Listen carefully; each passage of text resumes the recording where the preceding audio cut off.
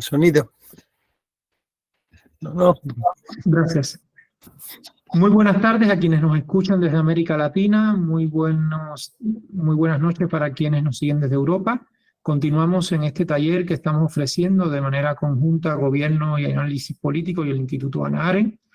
Hoy vamos a estar aproximándonos a una de las formas presentes en el decursar histórico de la humanidad para construir un Estado autocrático, autoritario, que es la tiranía. Y para ello tengo el placer inmenso de que nos acompañe el profesor Ángel Rivero Rodríguez, quien es profesor titular de Ciencias Políticas y de la Administración en la Universidad Autónoma de Madrid.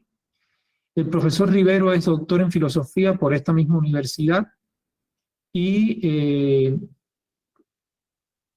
doctor en Ciencias Sociales y Políticas y Sociología por Open University en el Reino Unido. Ha sido profesor invitado en la Universidad de Nueva York y en la actualidad es director del Departamento de Ciencias Políticas y Relaciones Internacionales de la Universidad Autónoma de Madrid, perdón, entre el 2000 y el 2003. Eso es. Y es consejero científico del Centro de Estudios CUMH de Humanidades de la Universidad de Minho. La Universidad de Minho en Braga, Portugal. Bueno, sin más y terminando con los formalismos de las presentaciones, le agradezco al profesor que haya estado hoy con nosotros, que esté con nosotros. Por favor, John, si puedes cerrar la cámara, te lo agradecería. Y sin más, entonces les dejo en la compañía del profesor Ángel, que repito, va a ser un placer inmenso. Ya he estado en una conferencia con él sobre la Escuela de Salamanca y me quedé con ganas de seguirle escuchando, así que es una oportunidad doble hoy. Bueno, muchas gracias, Leo, y muchas gracias a todos por estar aquí. Buenos días o buenas noches, según el continente en el que estéis. Se me ha pedido que hable de la tiranía y he visto que es dentro del marco, ¿no?, de estos regímenes, digamos, autoritarios o regímenes no libres, como, en fin, la tiranía ocuparía el lugar inicial, ¿no? La verdad es que la palabra tirano y tiranía pues suenan, por lo menos aquí en España, un poco antiguo, ¿no? Pero se han puesto un poco de moda en la forma de ejercicio del poder político de nuestro actual presidente de gobierno, ¿no? Y vamos a explicar por qué es una palabra que está adquiriendo cierta actualidad aplicada a Pedro Sánchez, el presidente del gobierno español socialista, pero tiene una larga historia en castellano y ha sido utilizada pues muchas veces para calificar el mal gobierno, ¿no? A diferencia de otras formas, ¿no?, autoritarias de gobierno que vais a ver en este ciclo, realmente el tirano, lo que caracteriza al tirano, ¿no?, como mal gobierno, es la forma en la que ejerce el poder político. Esta es una cosa importante, ¿no? Hace referencia a una organización del Estado, ¿no?, a un régimen coactivo o autoritario, sino a un ejercicio, digamos, inmoral, ¿no?, o injusto del gobierno, ¿no? Entonces, bueno, la palabra tiranía tiene origen griego, como supongo que muchos de vosotros sabéis. Cuando Aristóteles en su Política habla de las distintas formas de gobierno, pues utiliza un criterio cuantitativo, de tal manera que hay tres formas puras, en el sentido de tres formas que de una manera objetiva nos permiten calificar las distintas organizaciones políticas en razón del número de aquellos que gobiernan, que son la monarquía, la aristocracia, y cuando gobiernan la monarquía, cuando es el gobierno de uno, evidentemente, la aristocracia es el gobierno de unos pocos, y la politeia, que tiene mala traducción, aunque a veces se dice república, que sería el gobierno de muchos. Y frente a estas tres formas puras, pues aparecen otras que también están calificadas de acuerdo con el número de los que gobiernan, que son la tiranía, la oligarquía y la democracia, ¿no? Hay una cosa aquí complicada, ¿no? Entonces hay 6 formas de gobierno, de acuerdo con Aristóteles, y de esas 6 formas de gobierno hay 3 que son buenas, que son la monarquía, la aristocracia y la politeia, república, porque sirven al bien común. Y cuando esas formas de gobierno se corrompen, porque digamos que la cultura política griega es comunitaria, está referida a un interés colectivo que tiene que ser representado en el gobierno, pues cuando ese interés colectivo no se sirve, el bien común, sino que el ejercicio del gobierno va en interés particular y por lo tanto corrupto, pues esas formas puras degeneran, ¿no? La monarquía, el gobierno de uno, se convierte en la tiranía. La aristocracia, el gobierno de unos pocos, en el interés de todos, se convierte en la oligarquía, una palabra que se utiliza mucho, ¿verdad?, con esta oleada de populismo, ¿no?, donde las democracias liberales en general son calificadas como oligarquías. Y la politeia o república, pues se convierte en la democracia, que es el gobierno de los muchos en su interés particular, ¿no? Bueno, aquí no nos vamos a meter en muchas disquisiciones, pero bueno, esto señala una cosa curiosa y es el origen, digamos, negativo, que en términos, ¿no?, de corrupción política, que tiene la palabra democracia y que después, pues a lo largo del tiempo, va a cambiar de significado y va a adquirir un significado positivo, ¿no? Así que la primera cosa, ¿no?, desde el origen mismo, ¿no?, del lenguaje político que utilizamos en Occidente, hace, ¿verdad?, en el siglo VI, sí, perdón, siglo V y siglo VI antes de Cristo, cuando se crean estas palabras, pues la tiranía tiene esta calificación de gobierno corrupto, no de un gobierno injusto, de un gobierno que no sirve al interés general, sino que sirve a quien ejercita, ese gobierno en su propio interés, ¿no? Bueno, en paralelo a esta tradición, también hay una tradición bíblica, digamos, judeocristiana de la tiranía, ¿no? Y, en fin, en el relato bíblico, pues la primera ciudad es la que forma Caín con su descendencia, después de haber matado a Abel, pues busca refugio y funda una ciudad con el nombre de su hijo Enoch, y allí, en esa ciudad, pues tiene una estructura, una trama urbana y tiene unas murallas, según el relato que hace, o la manera en que interpreta Flavio Josefo el relato bíblico, y allí se esconde para ejercer su maldad, ¿no? O sea, que el gobierno político de alguien que de alguna manera se ha alejado de Dios, que ha cometido actos que eran injustos, pues se convierte en un tirano, ¿no? La segunda edad del mundo, tal como aparece en la Biblia, pues después del diluvio, Nimrod o Nemrod funda la ciudad de Babilonia, ¿no? Y en esa ciudad, también de acuerdo con la interpretación que hace el relato bíblico Flavio Josefo, pues se convierte en un tirano. Esto es, en un gobernante muy fuerte que desafía y no teme a Dios, ¿no? Y muchas veces en la fundación de Babilonia, pues aparece el relato de la Torre de Babel como expresión de la soberbia humana, ¿no? Los hombres construyen una torre que quiere llegar hasta el cielo. Algunos leen en esto un intento de desplazar a Dios, ¿no?, de la soberbia humana que está desde el origen del hombre, que quiere ser como Dios, ¿no? Hay quien lee este relato de esta manera, pero yo más bien creo que, siguiendo a Flavio Josefo, pues el relato lo que nos dice es que los hombres no solamente construyen una torre, sino que construyen sobre todo, y esto sí aparece en la Biblia, una ciudad, y la construcción de esa ciudad pues está destinada a restaurar la sociabilidad humana que ha sido averiada por el pecado. Y en ese relato, tal como lo presenta Flavio Josefo, pues Nimrod sería un tirano en el sentido de un gobernante extraordinariamente fuerte que desafía a Dios, que quiere ser creador de un orden que da la espalda a Dios, y que, para evitar que esa creación humana desaparezca por la ira de Dios, pues construye la ciudad con un cemento muy fuerte y levanta una torre que es resistente a las aguas para el caso de que hubiese un nuevo diluvio y la humanidad pudiese salvarse, ¿no?, aquellos que viven en esa ciudad de Babilonia, ¿no? Entonces, en este sentido, no tanto en la tradición judio-cristiana, en la tradición griega, pues la palabra tiranía tiene un sentido negativo, ¿no? Como un gobierno personal e ilimitado que se ejercita, ¿no?, en la injusticia y que desatiende el bien común, ¿no? Y eso yo creo que es una cosa importante. Después, esta tradición griega y la tradición cristiana, pues de alguna manera se unen en la recuperación que hace al final de la Edad Media Santo Tomás de la obra de Aristóteles, ¿no? Y ahí es donde empieza a afirmarse pues el significado moderno, ¿no?, de la tiranía, porque digamos que Santo Tomás, en la lectura de Aristóteles, retoma su reflexión sobre las distintas formas de gobierno y señala una jerarquía entre las distintas formas de gobierno que no estaba presente en Aristóteles. Y en esa jerarquía, de acuerdo con Santo Tomás, la mejor forma de gobierno es una monarquía, que es una monarquía que sirve al bien común, donde el rey aparece como el encargado de la protección de la comunidad política.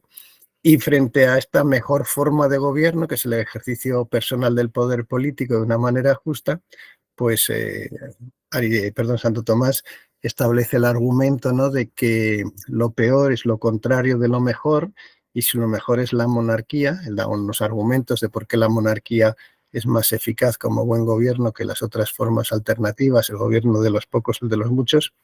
Pues si la mejor forma de gobierno es la monarquía, y lo peor es lo contrario, lo antagónico a lo mejor, pues entonces la tiranía es la peor forma de gobierno. Y ahí aparece ya en Santo Tomás, pues delineado cuáles son los rasgos del tirano, ¿no? De acuerdo con Santo Tomás, el tirano lo puede ser por dos motivos, ¿no? El tirano es, en primer lugar, el usurpador, el que ejerce el poder político sin tener títulos legítimos. Y esto quiere decir, pues, alguien que se ha apropiado del ejercicio del poder político que no viene sancionado por la autorización de esa comunidad sobre la que gobierna. Entonces, yo creo que eso tiene, en fin, pues tiene mucho recorrido histórico, lo veremos un poquito más adelante, ¿no? Y también es tirano, y esta es una cosa interesante, aquel que gobierna con desconsideración de las leyes de la ciudad y al hacerlo pone en riesgo la supervivencia de la comunidad política a la que debe servir, ¿no? Así que se puede ser tirano por no tener los títulos que legitiman a alguien al ejercicio del poder político, o pues puede ser convertirse a alguien en tirano por el mal gobierno. Esto es por ignorar las leyes, por imponer su voluntad por encima de las leyes, y al hacerlo, pues crear una discordia en la comunidad política que puede acabar destruyéndola, ¿no? Durante, en fin, esto en Santo Tomás también hay un desarrollo de cuáles son las medidas legítimas o cómo se puede hacer legítimamente resistencia al tirano, ¿no? Aquel que ejerce un poder político injusto, ¿no? Y Santo Tomás es relativamente prudente, ¿no? Busca que de una manera pacífica, ¿no?, pues se intente conseguir que el tirano, ¿no?, pues se comporte, ¿no?, de una manera justa en el ejercicio del gobierno, o sea, que se intente más bien de una manera pues persuasiva hacer que el tirano no cometa un gobierno injusto, ¿no? Y también aparece en Santo Tomás la idea de una desautorización de la comunidad política y, por lo tanto, la idea de que es legítimo, ¿no?, desposeer a alguien del poder político cuando lo está ejerciendo de una manera tiránica, ¿no? Pero, en fin, digamos que en Santo Tomás se queda ahí la cosa sin llegar a medidas más extremas sobre cómo poner término al ejercicio de la tiranía, ¿no? Y bueno, Leo antes me hablaba, ¿no?, que había estado en una conferencia mía que era justamente sobre un especialista en el tirano, ¿no?, que es el padre Juan de Mariana, un jesuita del siglo XVI, ¿no? Y claro, la teoría de la tiranía se vuelve muy importante en el momento en el que el orden político europeo pues se ve sujeto a una enorme tensión como resultado de la reforma y el debilitamiento de los poderes universales, el poder del papado y el poder del emperador, ¿no? Y eso hace que al no existir esos o al declinar esos poderes coordinadores del ejercicio del gobierno a través de mecanismos de autorización y limitación del poder de los gobernantes que ejercían estos poderes universales, pues entonces aparezca en el contexto de las guerras de religión pues la idea de qué hacer pues con el príncipe hereje, ¿no? Que muchas veces es visto pues como un tirano, ¿no? Hay de alguna manera entre el siglo XVI y el siglo XVII se socavan las bases teocráticas del ejercicio del poder político, la idea augustiniana, digamos, de que el poder político debía ser obedecido porque la anarquía es peor, ¿no? que el ejercicio de un poder autocrático o sufrir un poder autocrático se ve debilitando y de esa manera pues renace de alguna manera la discusión sobre la tiranía, ¿no? En el caso de Juan de Mariana, en sus libros, ¿no? El rey de la educación real, pues le dedica varios capítulos a un tema que se convierte en un tema muy importante, ¿no? Y esto yo creo que es lo que le entretenía a Leo de aquella conferencia, que es el tiranicidio, ¿no? Porque digamos que Juan de Mariana como pensador político, pues es un poco extremista, ¿no? En el sentido de que la receta de Santo Tomás para acabar con la tiranía se le hace insuficiente, ¿no? Porque Mariana nos dice que el tirano, si existe la posibilidad, ¿no? En una comunidad de que se reúna un cuerpo deliberativo que de alguna manera exprese la voluntad de la comunidad y tenga el poder coactivo para deponer al tirano, pues esa sería la solución razonable, ¿no? Para acabar con la tiranía. Pero como el tirano que aparece en el siglo XVI y en el siglo XVII, que es el tiempo, ¿verdad?, después de Maquiavelo, es un tirano poderoso que retiene un poder importante, pues la idea misma de poder constituir una comunidad deliberativa que juzgue al tirano y lo deponga, pues no parece que esté al alcance de la mano, ¿no? Entonces aparece en Juan de Mariana, pues su teoría del tiranicidio, ¿no? De la muerte, ¿no? De la aplicación, ¿no? de la pena de muerte al tirano como un acto legítimo y justo. Es una cosa importante, ¿no? Digamos que los defensores del poder soberano del rey van a calificar de regicidio estos actos de justicia y los defensores, ¿no? De que hay un argumento legítimo a favor de acabar con la vida de aquel que se convierte en tirano, pues lo van a denominar el tiranicidio, ¿no? Y en los argumentos de Mariana, pues como contaba en esa conferencia que estuvo Leo, pues son entretenidos porque nos señalan en qué condiciones y de qué manera se puede ejercer ese tiranicidio, ¿no? Y lo que convierte a Juan de Mariana en un pensador revolucionario que ha tenido, lamentablemente, pues mucha influencia política, porque muchos han seguido su consejo, es que en ausencia de la posibilidad, en un régimen en el que no pueda reunirse una comisión, ¿no? Una comunidad deliberativa para poder jugar al tirano y deponerlo de una manera pacífica, pues entonces cualquiera, de alguna manera, está autorizado a ejercer ese castigo, ¿no? O sea, que digamos que el ejercicio de la pena de muerte sobre el tirano, pues no le corresponde, si no sean las circunstancias en las que se puede hacer de una manera colegiada, las puede hacer perfectamente cualquier individuo tomándose la justicia de su mano. Y con eso, pues, perdóname, y con eso, pues, se legitima, ¿no? El asesinato, ¿no?, de Enrique IV de Francia. Y eso, pues, causa un gran escándalo porque Mariana, de alguna manera, pues, felicita, ¿no?, a quien lo cometió, ¿no?, diciéndole que había realizado un acto de justicia. Bueno, en ese contexto, claro, una cosa importante, ¿no?, es que estamos muchas veces se habla de que esto es la contrarreforma, ¿no? Pero realmente Mariana forma parte del universo de la reforma católica, ¿no? Que es una reforma que discurre en paralelo a la reforma protestante. Y es también el tiempo inmediatamente posterior, pues, a la escritura, ¿no?, a principios casi del siglo XVI, por Maquiavelo, de sus obras, que aunque van a tardar mucho en ser publicadas, van a circular como manuscritos perdón, y de alguna manera, pues el Príncipe de Maquiavelo pues puede ser visto como un manual para tiranos, ¿no? Porque realmente el Príncipe, su título original era de los Principados, ¿no? Se puede decir de alguna manera que Maquiavelo había escrito dos libros, ¿no? Y que entroncan, ¿no?, con esa tradición aristotélica de la organización del estudio de los sistemas políticos, ¿no? Y había escrito un libro sobre los principados, que es el gobierno personal, y otro libro sobre las repúblicas, que es el gobierno colectivo, que sería los libros, ¿no?, sobre la primera década de Tito Livio, el libro sobre la primera década de Tito Livio, ¿no? Entonces, si nosotros atendemos a lo que se dice en El Príncipe, pues es un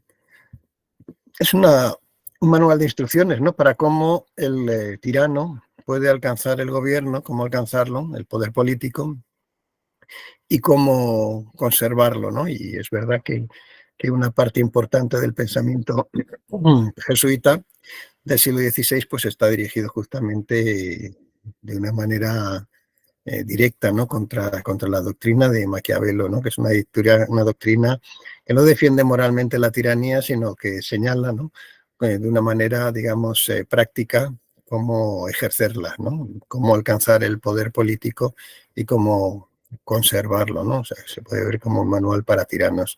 Es interesante que de alguna manera Maquiavelo, claro, muchas veces se le ve como un revolucionario, ¿no?, porque hace una defensa de una política completamente desligada de los valores morales, donde los fines políticos, que son fines propios, distintos, ¿no?, de los fines de la vida moral, porque aquí los fines importantes son alcanzar el poder político y conservarlo, ¿no?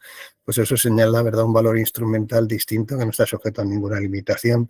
En la tradición, digamos, escolástica, ¿no?, que hemos visto en Santo Tomás y que continúan estos neoescolásticos jesuitas del XVI, pues claro, una cosa muy importante, ¿no?, es esta viejísima idea, ¿no?, del ejercicio justo del poder político, que es siempre limitado y está sujeto a la defensa de la comunidad política a la que se sirve, ¿no? Y cuando esto se realiza de esta manera, pues entonces se habla, ¿no?, de un gobierno no corrupto, ¿no?, de un gobierno justo porque sirve al bien común, ¿no? Todas esas ideas de alguna manera desaparecen en Maquiavelo, y eso va a tener consecuencias en la política moderna, ¿no? Es interesante, no obstante, que a pesar de que exista esta quiebra, ¿no?, en el sentido de que hay una separación de la lógica de la moral, de la lógica política en Maquiavelo, hay también una continuidad en Maquiavelo con el pensamiento clásico, ¿no? Muchas veces se discute que Maquiavelo pues está de alguna manera negando no únicamente la tradición política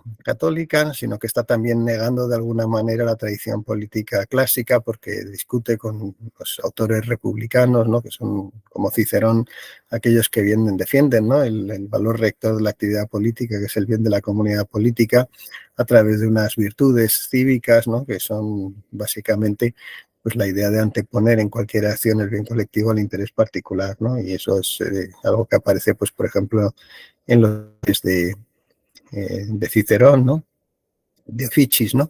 Este libro que es también como una especie de manual para los gobernantes, ¿no?, donde se les explica qué es más importante, ¿no? La idea de la justicia es la idea central en el ejercicio de la política por encima de la utilidad, ¿no? Y muchas veces se discute, ¿no?, si Maquiavelo está negando a Cicerón, ¿no?, al tiempo que niega también los valores de la política cristiana, pero también hay, pues, de alguna manera, continuidades, ¿no? Y una importante hace referencia al tirano, ¿no? De acuerdo con Cicerón, en este libro, Los deberes, pues el gobernante, ¿no?, tiene que buscar, ¿no?, ser amado, ¿no?, por los gobernados, ¿no? Esto es un fin importante, ¿no?, porque de esta manera pues la obediencia política se hace más suave y la concordia en la vida de la ciudad pues se hace evidente, ¿no? Y señala Cicerón también, ¿no?, que para las sociedades no libres el temor también es un instrumento de gobierno legítimo, ¿no? Pero es una cosa interesante que separa que en las sociedades libres, ¿no?, el amor es aquello que debe primar en las relaciones entre el gobernante y los gobernados, pero en las no libres aparece la idea de que el gobernante tiene que ser temido, ¿no?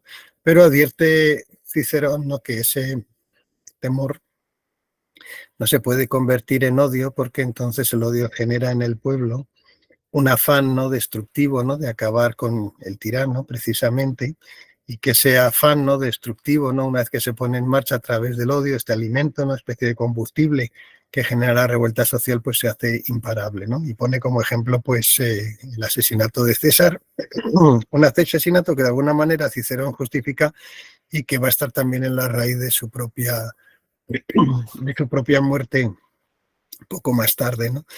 Bueno, Maquiavelo también utiliza este argumento, ¿no?, y señala lo mismo, ¿no?, la idea de que, bueno, idealmente el gobernante tiránico, el príncipe, ¿no?, el que ejerce un gobierno personal, que lo hace únicamente por un interés particular, porque ya no es el monarca, sino que es aquel que busca, ¿no?, alcanzar el poder político y conservarlo en su propio interés, por su gloria, por su grandeza, por los recursos que puede obtener de todo ello, pues tiene que hacerlo de tal manera que que genere temor, ¿no?, y por lo tanto induzca la obediencia. Difícilmente puede generar amor, pero también debería, si puede, combinar las dos cosas, el amor y el temor, pero no debe de ninguna manera generar odio, ¿no?, porque el odio es aquello que genera, ¿verdad?, una desobediencia que hace que los pueblos se revuelvan contra sus gobiernos tiránicos y que ese odio, ¿no?, que hay frente al tirano, pues se convierta en un movimiento imparable que destruirá, pues, su poder político y su propio. Esos son también los argumentos de Maquiavelo, ¿no?, sobre el ejercicio de la tiranía, que está sujeto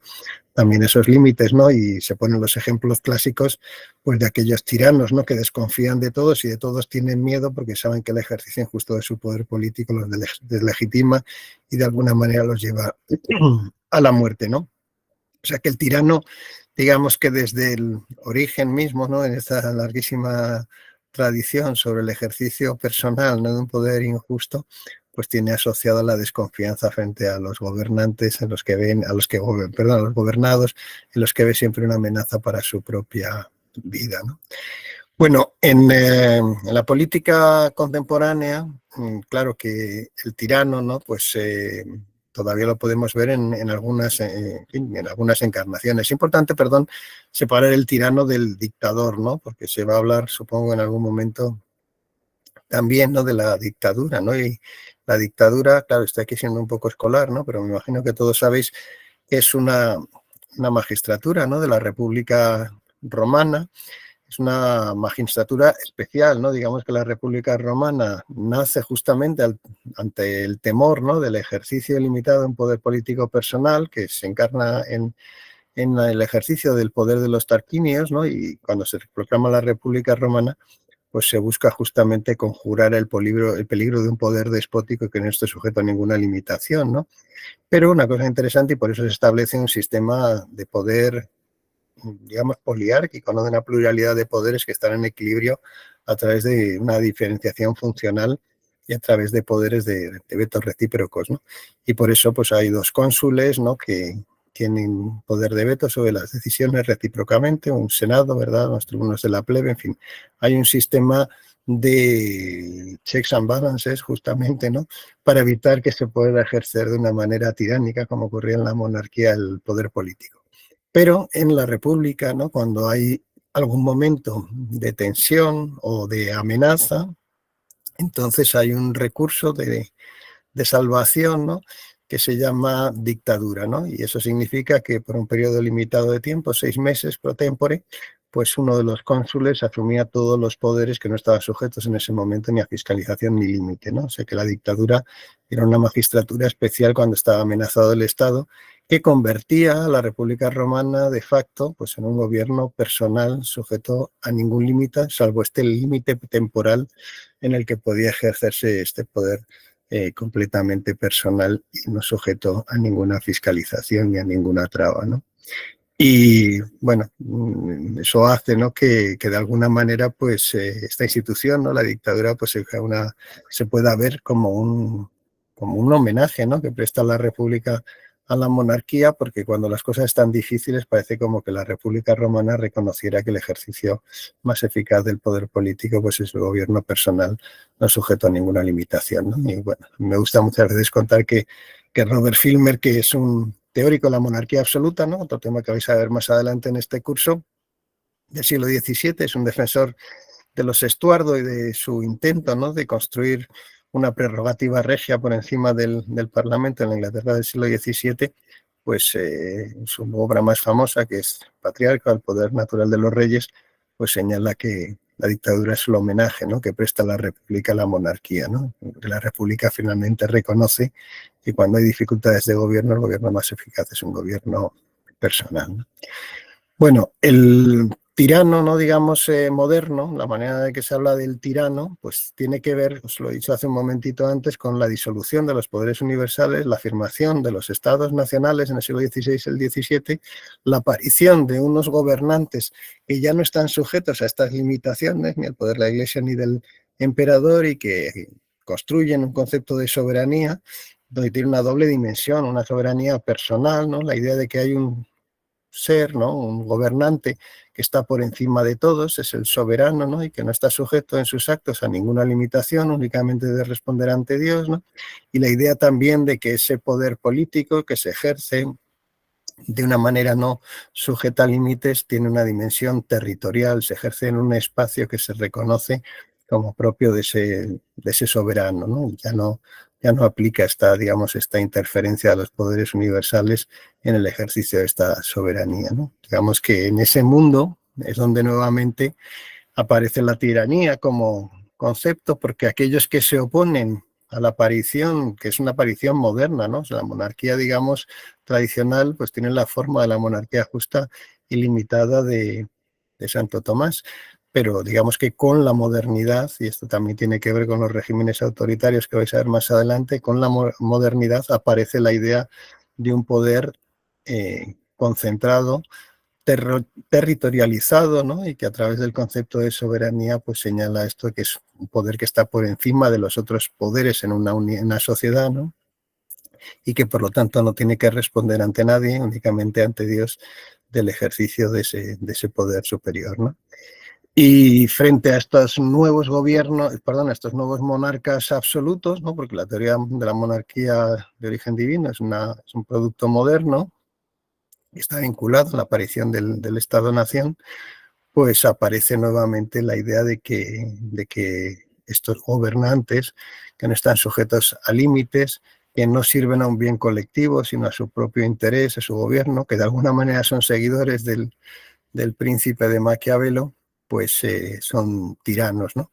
Y aparece nuevamente pues esta idea de la tiranía, ¿no?, el hecho a una rebelión frente a un poder que se ejerce de una manera injusta por un sujeto, ¿no?, un personaje, ¿no?, que se ha atribuido a sí mismo, ¿no?, la idea de que está por encima de las leyes o que ha ocupado, ¿no?, de alguna manera un trono que no le correspondía y se ha comportado de una manera injusta, ¿no? Es un usurpador por una parte, o al mismo tiempo puede ser una persona que desconoce o que ignora o que sencillamente subvierte las leyes tradicionales de un reino, ¿no?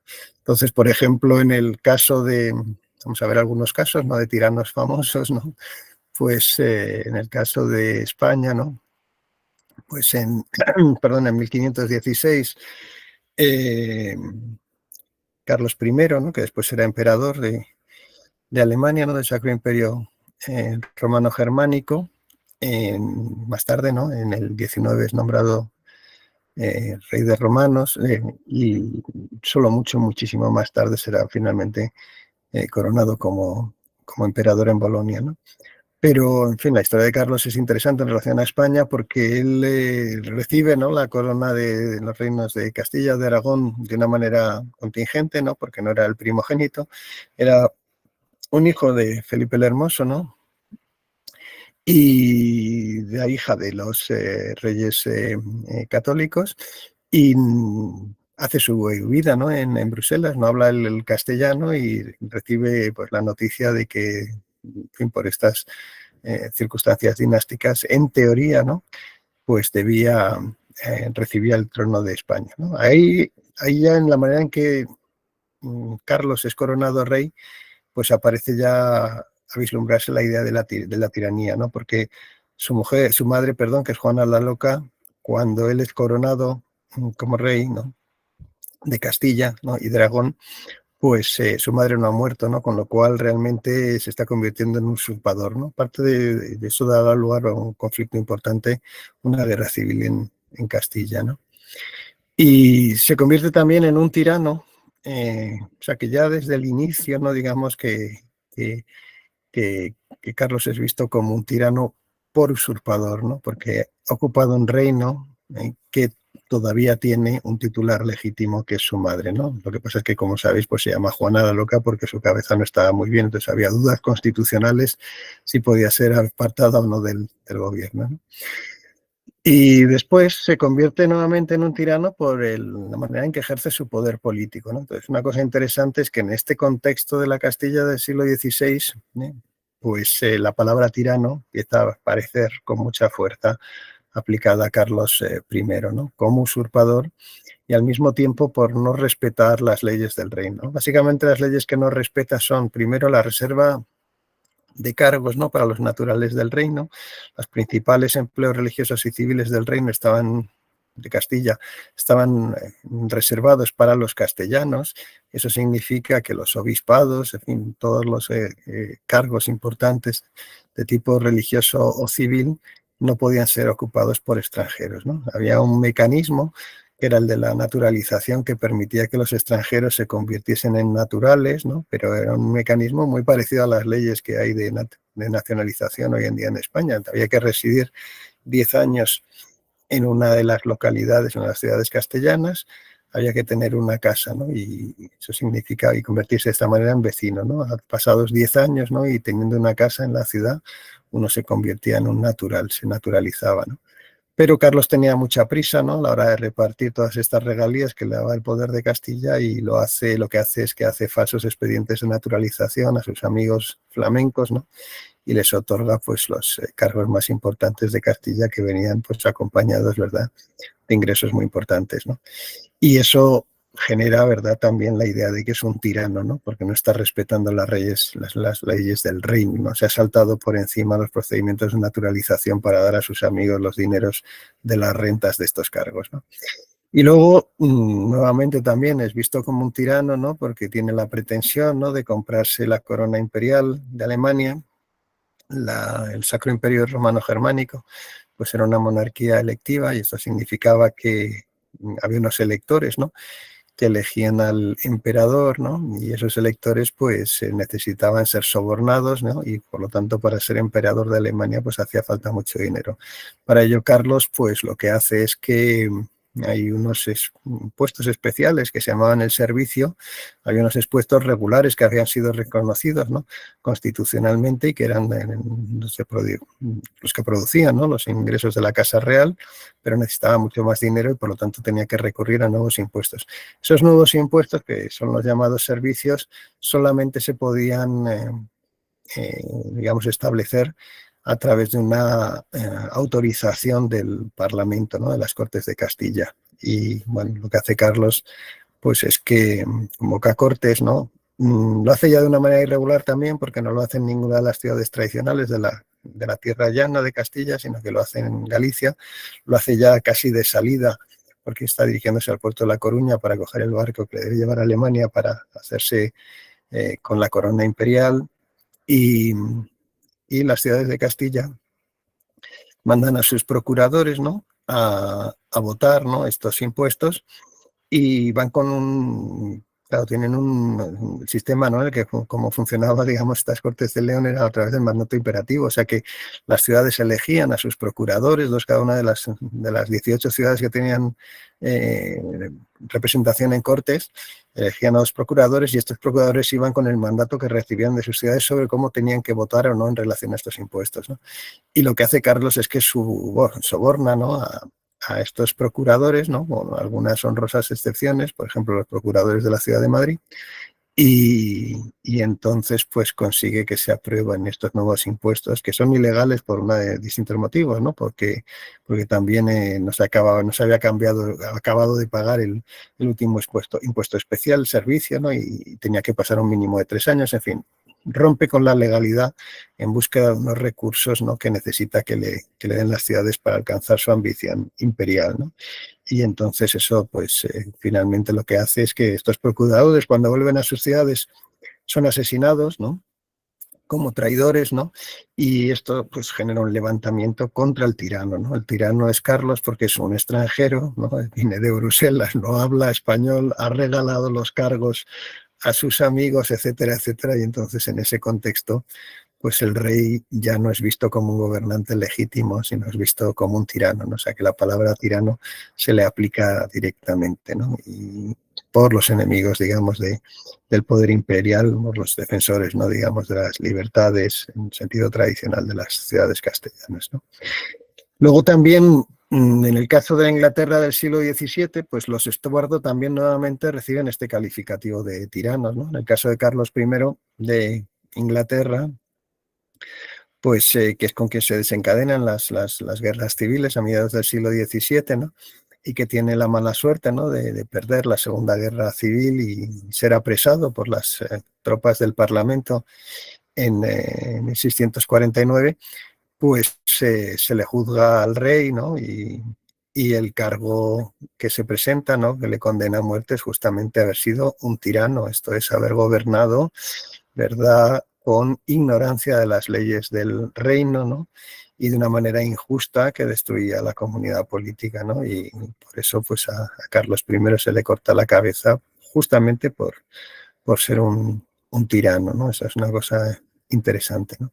También es interesante que, claro, en el argumento contrario, ¿no?, los defensores del rey pues consideran que aquello no ha sido un tiranicidio, sino que ha sido un regicidio, ¿no? Y justifican el poder del rey a través de un argumento paternal, ¿no? El rey puede ser injusto ocasionalmente, pero es un padre de sus súbditos, ¿no? Y por lo tanto, cuando después se restaure la monarquía en 1660, pues aquellos que mataron al rey como tirano, pues son condenados por parricidio, ¿no?, por haber matado a su padre, que era el rey, ¿no? No deja de ser interesante cómo se utilizan esas categorías, ¿no?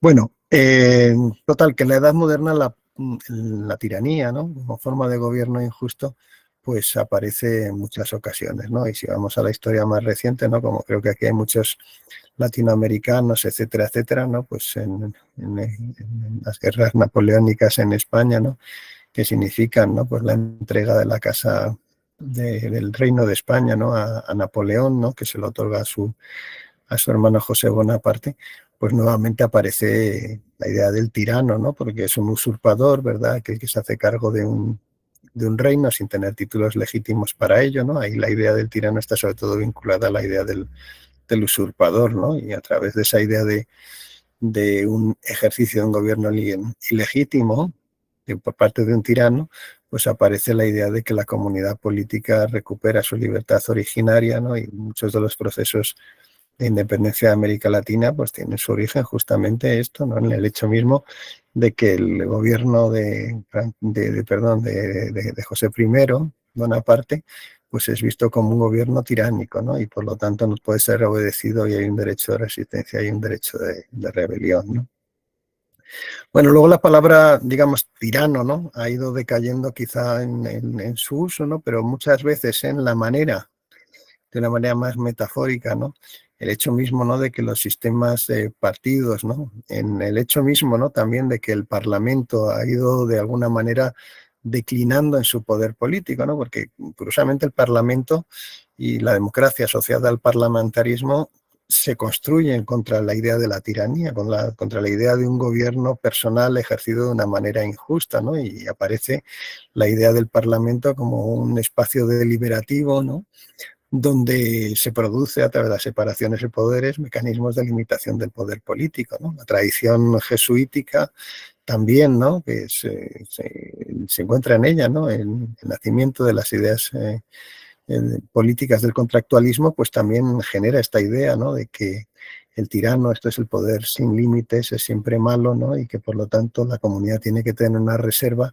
para poder parar, ¿no?, en algún momento la aparición de los tiranos, no tiene que tener algún recurso constitucional que permita que no se produzca esta acumulación del poder político, porque va siempre en detrimento de la comunidad política y a favor, ¿verdad?, de un interés ilegítimo, que es el del tirano, que es su interés particular, ¿no? Bueno, a medida, ¿no?, digo que el parlamentarismo pues ha ido declinando porque el Parlamento para las democracias contemporáneas ya no es una cámara deliberativa como lo fue en el pasado, ¿no? Sus capacidades de control sobre el gobierno pues están muy mermadas también, ¿no?